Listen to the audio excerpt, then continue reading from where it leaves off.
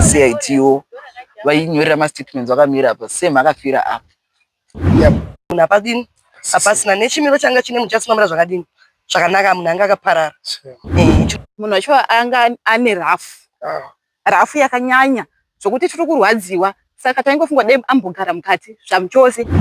Asi tichingokumbira kuti hurumende dai yakwanisawo kutibatsira namukoma avava nokuti hatisisiri safe navo. Munhu akaboorwa, huro iyi yakaboka, imbwa yakazara ropa ichikatsoratidza evidence yekuti ndini ndaita izvi. Tsoraito kuti hakuna munhu anotisunga achitaura zvaanoda. Tongouraya imbwa dzacho kana kuona sei tongomudzingwa muvhimu muarea noti hagarisike naye munhu akadaro. Tinotokumbira kana kuvakuru venyika kuti dai zvaibvira pitbull muno muZimbabwe dzabhanwa zvachose.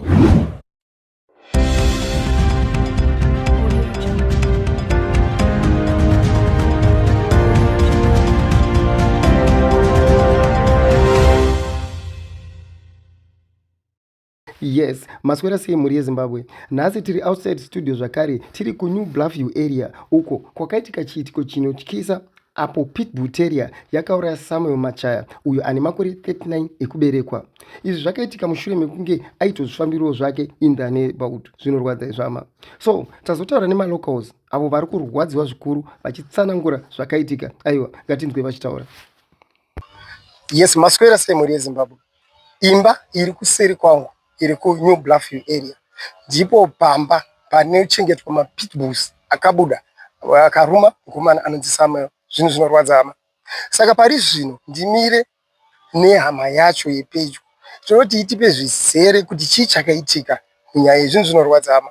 But don't forget kuuyawo mucomment section kuti resident yakadai inochengeta zvikara zvakadai ingaitwe sei in the community. Ndativanzwei vachitaura. Mukomana ndakapedzisira kuonana naye musi Saturday tiri pamba mumba mupaseji half past 10 to 11 ndonguva dzandakapedzisira kuonana naye achikumbira masitiki ematches. Ndokuparadzana kwangu naye. Makuseni ndakamuka kuma 2-6 ndatendera kuseri ndichinotaura nemusikana wekuseri pandadzoka zvangu ndatendera yati ndadzokera mumba. Gate redu ranga rakavhurika kuratidza kuti rara rakadini rakavhurika, but ndaida kuconfirma mumba kuti hapana here ambobuda makuseni yayo. Saka ndisati ndaconfirma ndakanga ndamboenda kubedroom. Saka ndo pandakazoona ndichidaidzwa mumba nemwana achinzi panze pane mukomana achiti bamunini warumwa nembwa wari pasera apo. Saka takati kurumwa nembwa kuti tokwanisa kuenda nemunhu wedu kupi chipatara. Saka pandakazobuda ndakabuda nemwana wangu mukomana namama but anosvika ndo ndakatosvikawo apa vachitaura nemukomana uya but anosvika chiko chiona takaona kuti munhu apadini apasina nechimiro changa chine muchasimamira zvakadini zvakanaka, munhu anga akaparara. Chinonzi munhu chaicho papasina. Saka zvakaitika kumanguva iyi akarumwa nguva yemukomana wanotaura akauya achitaura anoti sound yakainzwa kuma 12 around 12 past 12 manheru ndopa zvakaitika. Kozi mukomana munhu aiputa fodya mugedhi hamubvumirwi fodya. Saka akabuda achinoputa fodya yani yake ndochinja uraisa mukomana kuti aida kuputa fodya chete. Saka tichitarisa nhoroondo yepamba apa yembwa idzi zvane nguva yakareba sei zvichiitika. Pane here vamwe vanombonetswa nembwa idzi kana kuti zvakangoitika musiwo chete? Imbwa dziri kunetsa dzichinetsa nguva yakareba idzi. Kujamba jurawo dzachijamba kana masikati kana makusenzi atombojamba dzikanoruma huku paserapo. Huku kumapast 9 manheru ndongofunga ndonguva dzandakafonerwa here chinzi apinda dzikaruma huku 9 muchikwere padzafa padzaita 2 days nge 3 days futi padzanoruma futi paseri pacho futi dzimwe huku 3 here kana anichanyatsozii nhamba last month but wanga kukanganisa. Okay, saka local residents vakamboisawo chikumbirecho here kana kungava kuna kansela kana kupolisi? Nyaya yakaiswa mugroup. Tine group reNew Bluffview yese, New Bluffview yedu neNew Bluffview yese. Nyaya yakaiswa mucommunity ikatombotaurika mugroup. Imbwa dai dzabva bosi dzakatombotanga dzakawanda imbwa idzi. Vazodzo dzimwe dzatorwa ndakasazve kunzwa bosi ndiri mugedhi hauzoziye zvese zvinoitika kunze. Zvanzi dzimwe dzimba dzatorwa pana munhu dzasara shoma.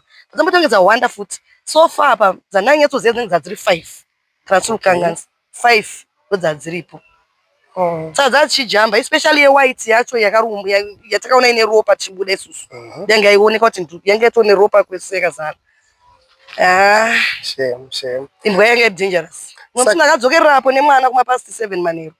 Ndatoiona iri papo pandadzokera uko pandazotsvaga wanhu uko. Pandafona kumba tuyaimuti toro kuno kumota yakatozoya ikatitakura. Yatifambe yakabva yaenda nekuku ari manero. Pamba ipapo yakamboruma musikana webasa. Futi iyo ndikatotora mwana wepamba apa ndikanogara naye mubaba atojamba yakuda kuteerwa nemwe yacho pandaenda naye mugedhi medu ndikagara naye funga 5 hours ndine mwana ndakatofonera mwakomana mafonerei kuti imbwa dzake dzapanduka kuno kuti musikana webasa akarumwa ruoko akabva akakaenda musikana wacho akatozopona nedhoo iyo ndichidaidzira ndiri pamusoro pejonga tichidhonza dhoo ndopakazodhonza dhoo ruoko rwakabatwa badzi ndikatosabvume kuputswa naye because hapana munhu aikwanisa kupinda kana imbwa idzi dzatanga hasha dzadzine hasha dzakanyanyisa dzawe dangerous zvinorwadza saka mukomana akarumwa na 12 o'clock makazozviona nguwai kuti arumwa so kuti handichangatsogonisangasa time but past 7 to 7 ko handichangatsoziva but makuseni mungoza kana wasvikirwa nechinhu tozonyatsokalkulate nguva chazvayo takatsato munoza unongo chokwadi zvinhu zvinorwadza izvi zvinorwadza saka makaita police report here panyaya ichi police report yakaita paMablane police station. Alright. Zvinhu zvinorwadza izvama. Saka matanho akatora mushure mekunge aona kuti imbwa yake yaruma munhu. Chii chaakaita? Iye akangoti achizotaura neni kutakurwa nemapurisa. Akangoti ndanchikumbira kuzongokavha funeral nei. Ndozvaakataura.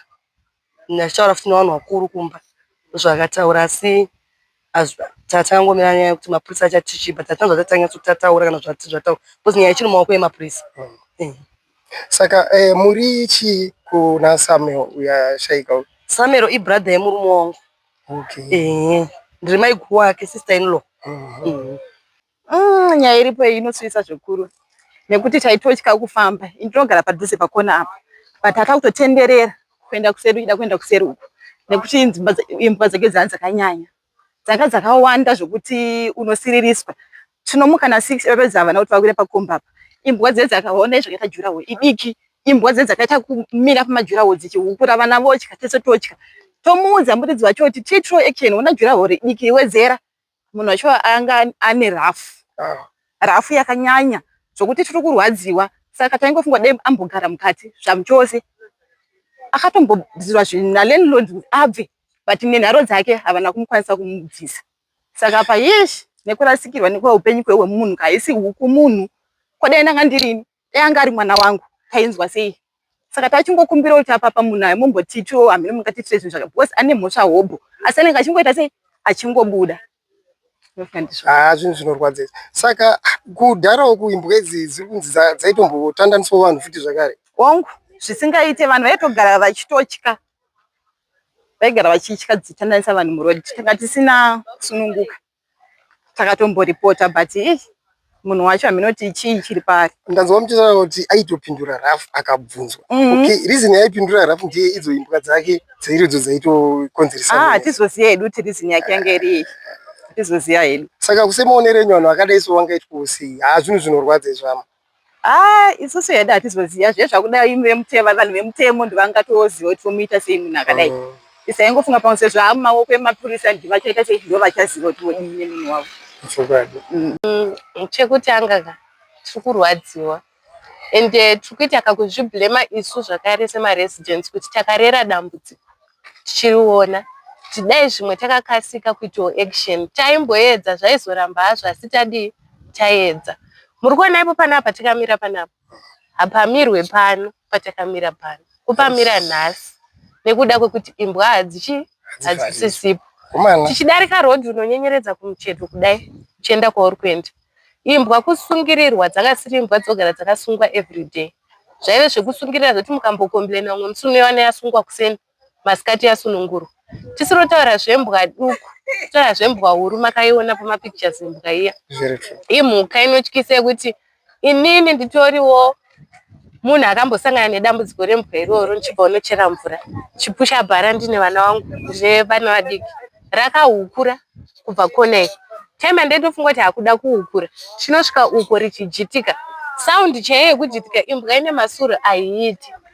Takatarisana kudaiwo nepitbull irozvo kuti nezuro ndakadzokera kumashure ndakufunga nekufa kwaita mukoma Samuel kuti dai ndanga ndirini ndakarumwa musiwo taingoita zvimwe chete zvekuti unorumwa kusvika wafa kosi pane pasina anokubatsira pamba pavo saizvezvi tikungoona kuti mawindo avhurwa mawindo avharwa hatizivi kuti vanenge varipo ndivanani mukoma ava tivavenge such but munhu wekuti taitombopo matambudziko edu tikamona ari panze tomutaurira mukoma imbwa dziri kunyanya madyiro adziri kuita marara kudaiwo imwe sign yekuti I think ivo budget ravo ranga rasheka kozi tichivaziva taitomboti imbinga imbwa dzaisirwa masoseji pasingi tichipfuura anoona hapana jurawo saka tokwanisa kuona zvese zviri kuitika muyadhi mavo ma5 kg anowanika kutexas aya imbwa dzaipiwa for breakfast huku naivo vaitoganza vachitoti firiji remugaraji firiji yembwa kwete zvinhu zvakaora but zvinhu zvinodyiwa iyo mbwa yambabvu dziya dzaitobuda kuonda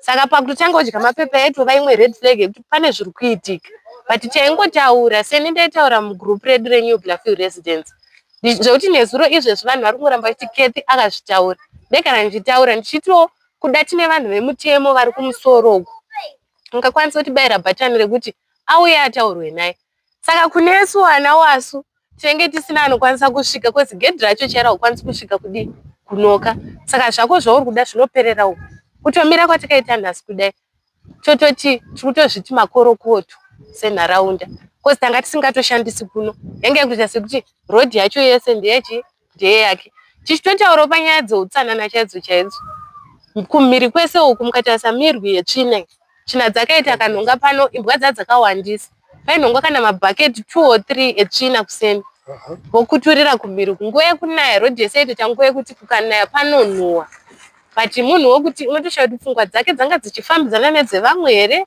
kana kuti chii chaichichivanetsa takaona mukoma Samuel nezuro vakarara apo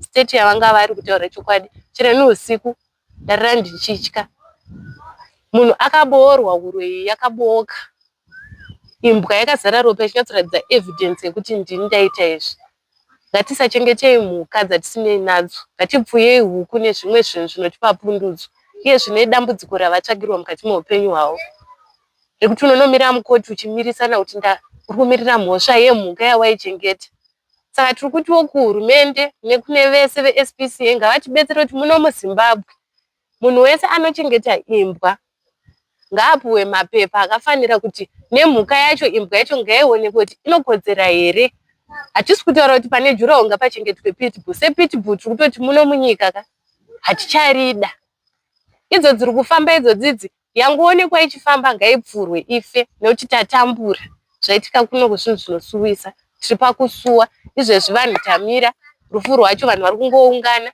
tasai mazuva achabva parufu zviri kudyiwa zviri kudii kupa vanhu basa nguva isina kufanira ko iye arasikirwa neupenyu haisi nyore kufa ndega ndiri kuimagina pain yamukoma Samuel munhu anga ari murwere wepfungwa kuti pavakaatakwa chii chavakatanga kuita kuti vasvike pakurumwa chirumwa huro ichivhurika unenge uchiri mupenyu chii chavakanzwa mumiri mavo mumwoyo mavo pfungwa dzavo chii chakaitika kwavari zvinhu zvinorwadza chekutanga ndinoda kuti ndiri kubatikana nerufu rwamukoma ava ndingati ndiri seni ndakapesana navo kumapast 10 to 11 muse Saturday manheru chakanyanyisa kundibata ndina kutoziva kuti munhu andiri kupesana naye uyu ndiri kutopesana nemunhu ari kutoenda kunofa ndo chimwe zvinhu zvakanyanyisa kundibata tadaro mangwana makuseni tamuka taona kuti pane chiitiko chakadai chakaitika takatanga kushedzera mukoma Mike budai havana kuda kubuda vakazomirira kuti pasvike kuma99 vanhu vati wandei pawandawo mavhoisi echirume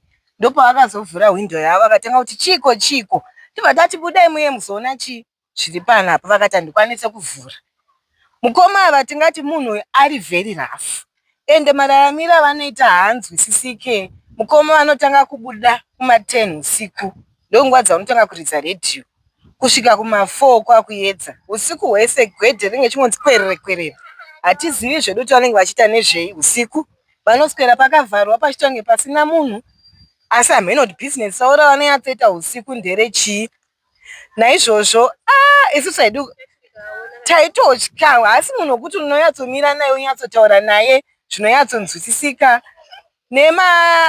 plus munhu anoita nga ari very connected kumapurisa uko, nokuti last time paakauya mapurisa achida kumusunga, chakatishamisa mapurisa akatomukumbira chimbovharira imbwa dzako tipindewo nedzedu. Ndaifunga kuti mapurisa achati ko iwewe wakaita sei unogara nembwa dzakadai so dzakawanda kudai so panzvimbo yakadai nei nezvakaita jurahoro ravo iri. Asi zvakangooma, sati tichingokumbira kuti hurumende dai yakwanisawo kutibatsira namukoma avava. Dai vakwanisa, hatizivi kuti vangapiwa mutongo wakaita sei nokuti hatisisiri safe navo nange vakanzi vabuda vadzoka. Nokuti hazvichaiti, nyaya dzavo dzawandisa kubva. Mufungepo kuti munhu anogara landlord vanototya kusvika pamba pavo, akasvika anobudisirwa imbwa, munhu anenge akaita sei iyeye. Zvakaoma, mufunge ndo hangu mashoko andinawo. Baba, semugari wemuno muBluffview, zvakamira sei lese mada kufunga kushandisa rodhi, maikwanisa iri kupfuura nyore kana kuti zvaifamba sei? Waichita zvekutaimira kuti dziri kukuona here kana kuti hadzisi kukuona. Kana dzichiri kukuona waichinja rodhi wototendera another rodhi, saka waisakwanisa kupfuura nepapo. Alright, ungapere nhoroondo izere kuti chii chakanyatsoitika pamukomana semanzwiro amakangoitwa kuti chii chakanyatsoitika chaizvo? Ndakaita zvokungonzwawo kuti mukomana uyu akarumwa kuma-12 dzeusiku, but haina information yakazara handinamata. Alright. Ndangonzwa kunzi akarumwa kumausiku, handizoziva kuti akarumwa sei, chii chakaitika pakurumwa kwake. Alright, saka semaonero enyu senyaya dzakadai so, mune chishuwiro here chekuti muridzi wembwa adzoserwe imbwa dzake dzongoita semaitiro adzaita? Kufunga kwenyu pangaitwawo sei pakadai? Imbwa dzinofanira kuti dziurayiwe. Handiti ka. Then ko muridzi wadzo angaitwe sei? Angangoburiswa here asina kana chii chingaitwe kwaari? Anofanira kupiwa mutongo wake unoenderana nokuurayisa munhu kwakaita. Nokuti takatorasikirwa nomunhu, upenyu hwomunhu. Pamwe aikwanisa kurarama 50 years apa akatoganurirwa upenyu hwake panzira. Saka sekuziva kwamunoita Samuel, munhu aigara achinetsana nevanhu here kana kuti anga akamira sei kugarisana nevanhu mucommunity kwaaita? Anga ari bhurubhuru, azvidhonza ukamutsura aita kuti hakuna munhu anotisunga, achitaura zvaanoda. Iye nyakuchengeta imbwa. Alright.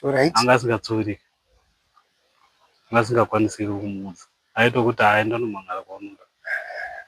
Saka tanga tisingakwanisi kumutsiura. Imbwa yakapinda mudanga usiku zvekuma-12 o'clock. Yapinda mudanga kuma-12. Takanzwa huku dzichichema. Patakazwa huku dzichichema yange yatoruma imwe huku. Yatosiya yange yada kutoda sekutobata imwe. Patakamuka tesa huku mudanga takaona mune imbwa. Imbwa iyi patatisi ngatifonere muridzi. Muridzi patakamufonera kuti imbwa yadya huku. Akatomboramba kuya akati imbwa dzangu hadzidye huku. Kanzi mukuti imbwa hadzidye huku seko imbwa yenyu mudanga iyi. Hanzi ndikuya, akatotora nguva asati auya. Akazoya papaya. Pakauya manje. Kangoti huku dzenyu chese chakubhadhara huku yenyu mungonzwa kuti huku yenyu makaitenga nemari. Mazvacho kuvhara zvakadaro handasi hana tozombobhadhara huku yacho zvakasiya zvakadaro watongonyarara. Saka isu tipfuura kumba kwake uko. Tikaenda kuti tingopfuurawo nerodhi. Hatitopfuuri, tototya kupfuura. Tikataura kuti imbwa dzakatanga kuhuka dzikajamba jirawo. Tikati imbwa idzi hanototi imbwa dzangu hadzirume vanhu. Hakuze dzinoruma vanhu ndiani, hadzirume vanhu. Otanga kutopopoa, otanga kutopindura zvaanonzwa akuda. Saka isu tototya kutopfuura kupi nekuda kwembwa idzodzi kuti togoda kungodyiwa. Saka zvidzane makore mangani imbwa idzi dzichiita tsaona kufamba parodhi? Ndangosviko dzirimwe handizoziva kuti dzanga dzane makore mangani. Vachingogara muno dzinotongotyisa imbwa dzacho. Nokuti apa dzatoshoma dzanga dzakawanda imbwa dzacho idzi. Zvinorwadza. Saka kuona kwenyu chii chingaitwe kana munhu achigara nembwa dzinouraya vanhu kudai so, asi achiti akatsurwa haana chaanokwanisa kupindura chine musoro, vanhu vakadai so vangaitwe sei munharaunda? Kutongouraya imbwa dzacho kana kutomutorera imbwa dzacho kana zvanetsa toona kuti haasi akaramba achingotenga imbwa dzacho tongoda sei totongomudzinga muvhi munhu muarea noti haagarisike naye munhu akadaro. kuona kwenyu mama makagarisana sei nemunhu uyu ane imbwa idzi, ende uyezve imbwa idzi dzaiita sei kana lese maita pass through the road? Imbwa idzi dzaigara pamba panga pane jurahoro iri hafu zvekuti dzaiita kudongorera, dzaiva dzine mukana wekutoti dzinotojamba. Kana iye muridzi wacho ndofunga ndiye anga akatodzidzisa imbwa kuti panojambwa sei nekuti ndo paanongopinda napo. Saka imbwa idzi dzaiita zvekujamba jurahoro. Kawo kacho kari hafu. Ende imbwa idzi dzanga dzakawanda, dzaisvika about 15. Achitanga kugara muno muBluffview dzaisvika about 15. But dzakapera nenyaya yekuti pachezvadzo idzo kana dzichirwa dzinenge dzinorumana, dzinobvarurana. Saka dzimwe dzakafa nekurumana kwadzaiita. Alright. Saka ane nguva yakareba sei achigara muno muBluffview muno? Muno muBluffview ndingati kana 4 years dzinogona kukwana. Because inini ndane 7 years. Okay. Saka paperiod ye4 years dzaitongonetsa dzichidaro paperiod ye7 years dzanga dzisinganyanyonetsa, but aiva dzimwe dzacho aitombodzivharira. Masikati waimbotoona dzimwe nekuti uchitodarika unotoona kutoti panonzi pajurahoro imbwa idzo dzimwe dzakasungirirwa. But idzi paakazotora mapitbull aya neiyi yazotora upenyu hwemunhu ndo pakatanga nyaka. Okay. So vanhu vemunharaunda vakambonomuudzawo here kuti no zvakanyanyisa, vanhu takakomplena zvakanyanyisa, tikaenda tikanomutaurira achingotaura kuti imbwa dzangu hadzirume kana dzisina kudenwa. Ndo kutaura kwaaita akanyanya vanhu tichikomplena zvekuti kana kuti uchidarike neparodhi pacho ipapo uchiperekedza vana vechikoro makuseni paitotyisa. Nepekutoti tinotofonerana kuti vedu wei chibuda tibude, tobuda takawanda kuitira kuti tinoita se ende kudarika kwacho taitoita kunyenyeredza rodhi, tisingadarike nekurodhi kwake uku. Taitoita kutonyenyeredza kunge tichawira mugoronga tichitya kudarika nekusaidi kwacheko. Saka kuonawo kwenyu munhu itotodzoserwe imbwa dzake here? Aiwa, imbwa hatitombodi. Imbwa ndaasatombodzosirwe, ende tinotokumbira kana kuvakuru venyika kuti dai zvaibvira pitbull muno muZimbabwe dzabhanwa zvachose nekuti pitbull imhuka yemusango chaiyo, ibreed yakazanganiswa nemashumba nemhuka dzemusango, saka pitbull imhuka yemusango. Right. Saka kuona kwenyu munhu uyu tingati oitwa sei? Uyu anofanira kupiwa mutongo wake, nekuti dai kunzi anga asina kumbopiwa yambiro nevavakidzani nevagarisani vedu muno muBluffview taiti aiwa. But munhu wekuti anga angozvikudza kuti nekuti vanhu vangongoti pamba pemapitbull, saka anga kungoona kunge pamwe akaita se akanyanya stereki nenyaya yekuti anga achiti pamba pake ndepemapitbull. Zvinorwadza izvo. Zvinorwadza chaizvo, takarasikirwa zvisingamboiti, kurasikirwa munhu kudyiwa huro yese ine mapitbull. Anga asingatarisike mukomana yakafa achirwadziwa.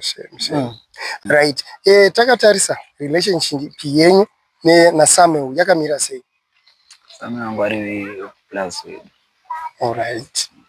Okay. Saka mungatsanangurirawo mhuri yeZimbabwe zvizere kuti chii chakanyatsoitika chaizvo muchitsanangurirawo nhoroondo ipamba yembwa kuti zvakamira sei? As for my residents, ndakaigara complaina mumagroups kuti ona imbwa idzi according nemamessages anga ndotosangana nawo ndizotedza magroup complaints. Ona imbwa idzi vana vari kutambudzika pakukura makombi and stuff. And Samuel wanga ari munhu wekuti aizviitira zvinhu zvake akanyarara, akabva panapa zviendera kuwestgate kwake unoita madhiri ake odzoka and everything aizviitira. So sembwawo you can see kuti jurahoro idiki, imbwa haizi munhu kuti inofunga semunhu. Imbwa idzi dzaipota dzichijamba obuda panze dzotenderera dzodzokera mukati. Ndo mamira zvanga zvakaita. And yes, you can see anomutoona kuti apa patoni marara ekuratidza kuti imbwa anoziva kuti imbwa padzinogara dzomboita dzichiruma dzichivharira mapepa. Saka ndo zvimwe zvinhu zvaiitika. So Samuel tapedzera kutaura naye a day before discover kuti mukomana atisiya. Tapedzera kutaura tisi manheru around 9.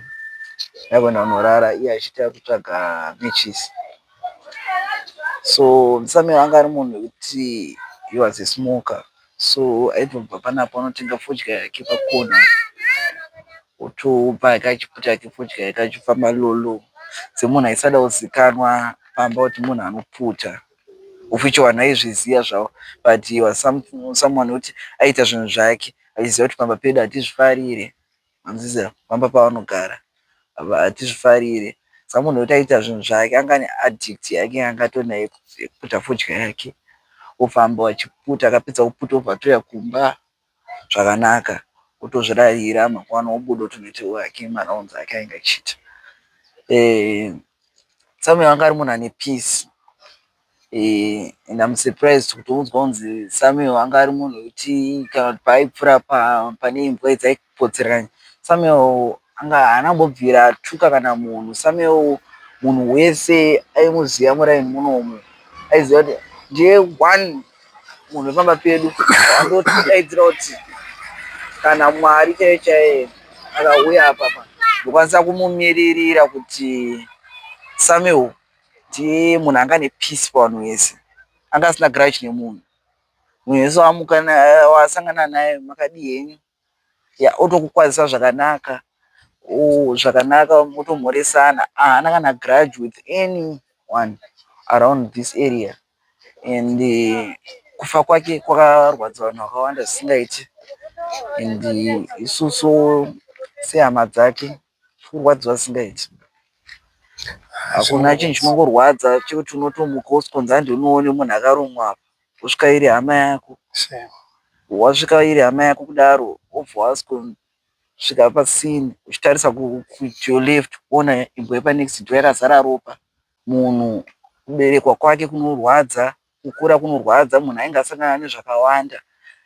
Tozviziva kuti rufu ndorokati ndio munhu wese achasvika panguva yake kunzi achafa, but kana munhu afa ngatimurespekteiwo nekuti afa, chero ake anga asiri munhu ane mari yakawanda kana kuti chii, anofanira kungorespektwa, because pain yandinayo nerufu rwaSamuel rwakanyanyisa, because imimi hamukati vanhu vehomicide wosvika pasini munzwisisa, uri kuona kuti imbwa yakatsvukaita ropa red mumvere dzayo dzese, ndinofunga mapictures embwa makamaona, wosikudaidzira kuti kukana isiri imbwa yakamuuraya.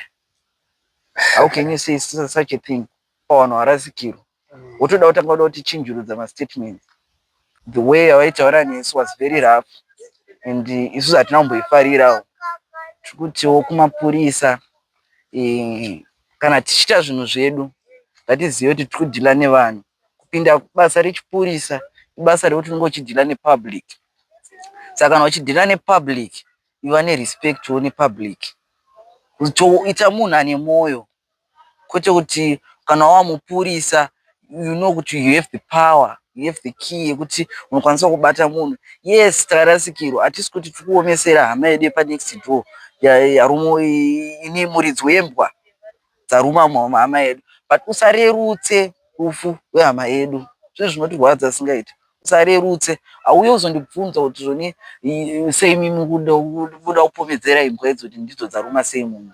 Zvizvi zvinondirwadza singaiti. So I think seZimbabwe tofanira kumiririrwawo.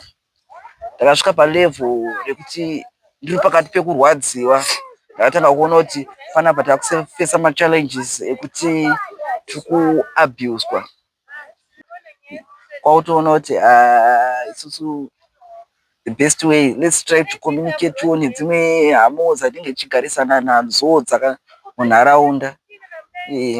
Patozoya mapurisa atanga tatotsvagawo dziri hama dzedu, manzwisisa, of which tisiri kuti hazvizi necessary kuti unofonera hama yako nekuti mupurisa ouya pasini pako. Zviri zvinhu zvekuti zvinofanira kungopedzwa nepolisi yauya ipapo, because kana waendesa polisi, nyaya yekupolisi inyaya yekuti inofanira kuhindwa nehurumende, ihurumende yakutotonga, manzwisisa. Over tongoti pahama yedu neighbor wedu handingati tingaite problem, because rufu ndo rwatisisvikira. Tinorwadziwa nekuti iyi yakatadza kuitawo security but hatina zvekuzviita.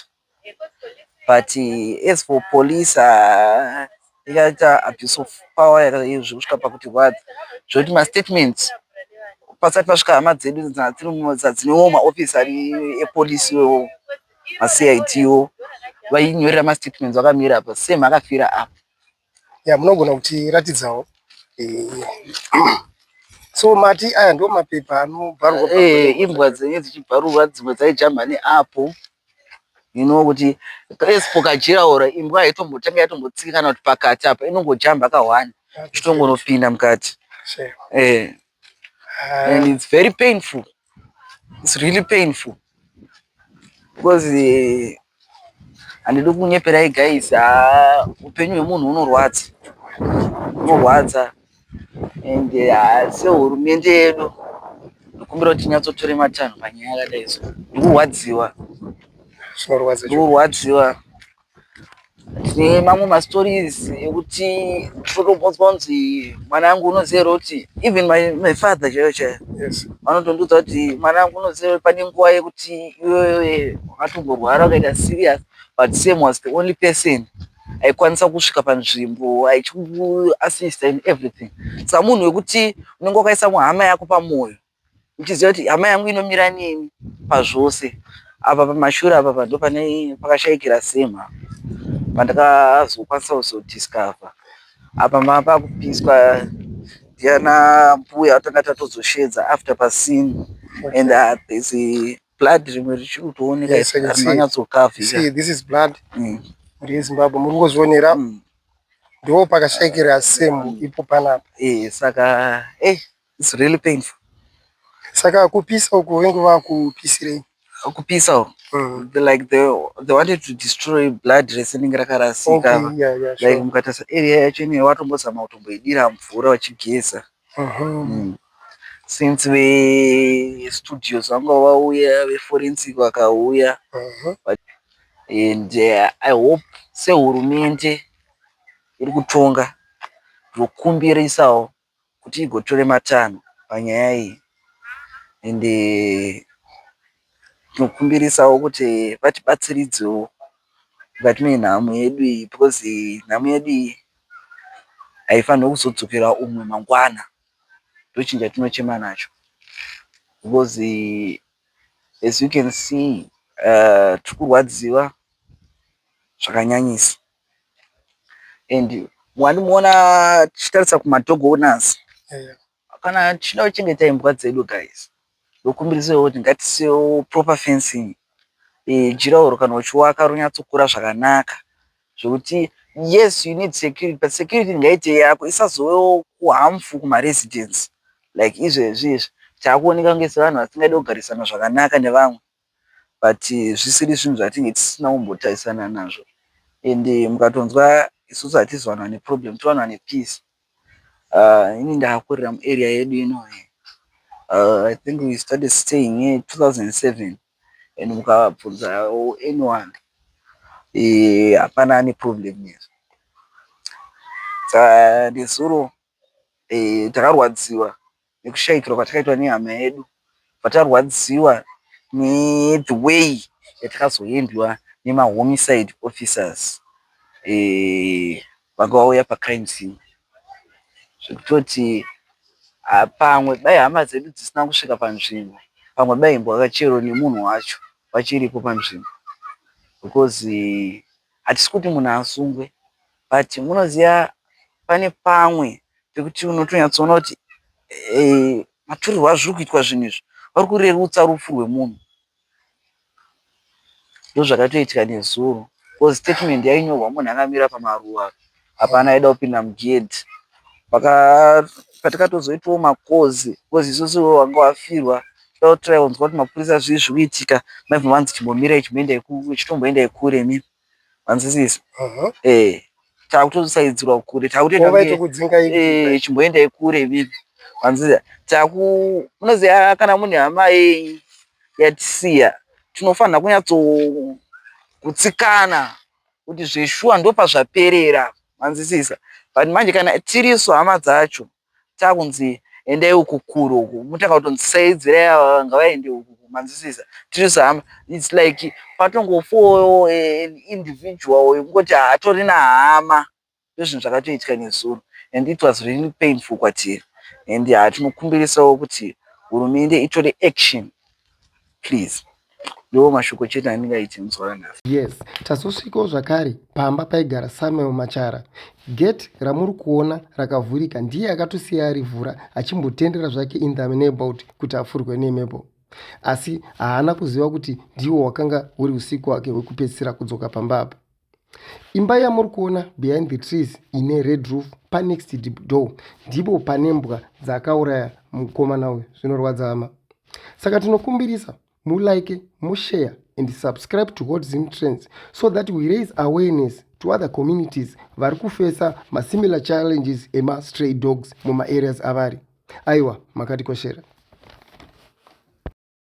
Yes, imba iri kuseri kwangu ndo pamba painogara Samuel Machara, mukomana uyu akarumwa nembwa. Zvinhu zvinorwadza hama.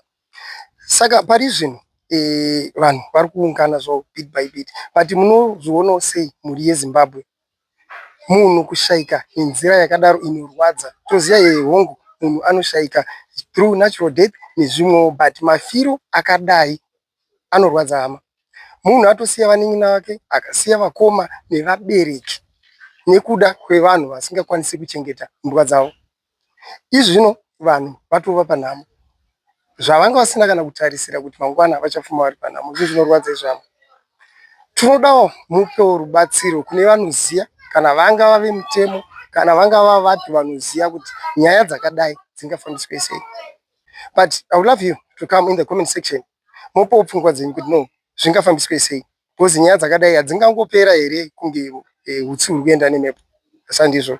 We are in comment section, but please don't forget to subscribe and like to Hot Zim Trends so that we continue giving you more updates. I love you.